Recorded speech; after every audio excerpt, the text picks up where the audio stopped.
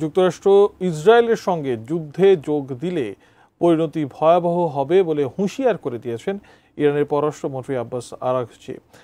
তুরস্কের ইস্তাম্বুলে ওআইসি পররাষ্ট্রমন্ত্রীদের বৈঠকে যোগ দিয়ে সাংবাদিকদের সঙ্গে কথা প্রসঙ্গে একথা বলেন তিনি।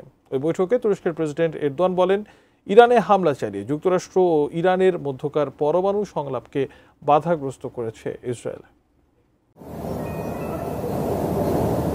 ইরানে ইসরায়েলি হামলা শুরুর পর হামলা পাল্টা হামলার ঘটনায় গোটা অঞ্চলে উত্তেজনা ছড়িয়ে পড়ার আশঙ্কায় উদ্বিগ্ন সারা বিশ্ব। এমন প্রেক্ষাপটে শনিবার তুরস্কের ইস্তাম্বুলে বৈঠকে বসেন ইসলামী সম্মেলন সংস্থা ওআইসির পররাষ্ট্রমন্ত্রীরা। এতে যোগ দিয়ে ইরানের পররাষ্ট্রমন্ত্রী আব্বাস আরাঘচি বলেন, চলমান যুদ্ধে যুক্তরাষ্ট্রের সামরিক সংশ্লিষ্টতা হবে দুর্ভাগ্যজনক এবং প্রত্যেকের জন্যই ভয়ঙ্কর। জীবনের সব আয়োজন এখানে একসাথে।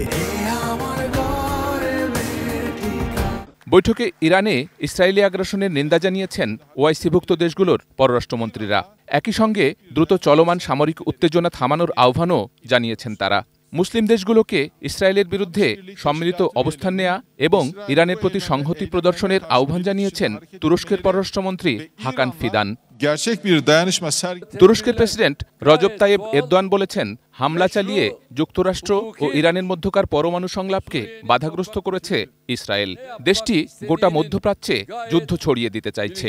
এই অঞ্চলে শান্তি প্রতিষ্ঠায় বড় বাধা ইসরায়েলের প্রধানমন্ত্রী বেনিয়ামিন নেতানিয়াহু। এদিকে ইসরায়েলি সামরিক বাহিনীর প্রধান ইয়াল জামির বলেছেন, তারা ইরানের উপর হামলার জন্য বছরখানেক আগে থেকেই প্রস্তুতি নিচ্ছিলেন। সাম্প্রতিক মাসগুলোতে এই প্রস্তুতি বিষয়ক সকল তথ্য যতটা সম্ভব গোপন রাখা হয়েছে।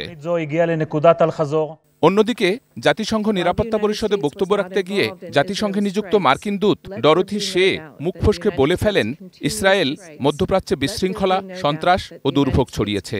পরে অবশ্য ওই বক্তব্য সংশোধন করে বলেন, সংঘাতের জন্য ইরান দায়ী এবং তেহরানকে তার পরমাণু কর্মসূচি সীমিত করতে একটি চুক্তিতে রাজি হওয়া উচিত ছিল। ইরানের পরমাণু কর্মসূচি নিয়ে নতুন তথ্য হাজির করেছে যুক্তরাষ্ট্রের একটি পর্যবেক্ষক সংস্থা। Institute for the Study of War and Critical Threats Project নামক সংস্থাটি বলছে, ইরান তাদের কিছু পারমাণবিক উপকরণ গোপনে সরিয়ে ফেলেছে। সংস্থাটির দাবি, সেগুলো এমন স্থানে সরিয়ে নেওয়া হয়েছে যেখানে তা ধ্বংস করা কঠিন। Sheikh Abdus Salam, desk report, ATN news.